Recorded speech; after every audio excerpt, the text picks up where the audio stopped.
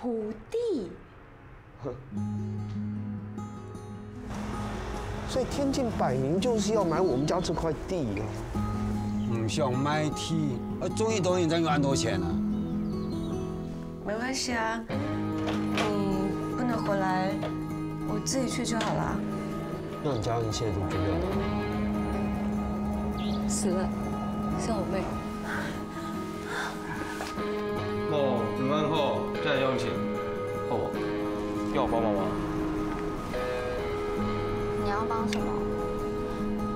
但说实在的，我也不是一个好妈妈，我怕拖累她。你哋可唔可以做得开嘛？啊？我用养的哪当皇后啦？紧张什么啦？啊，你还以为你真的是公主哦？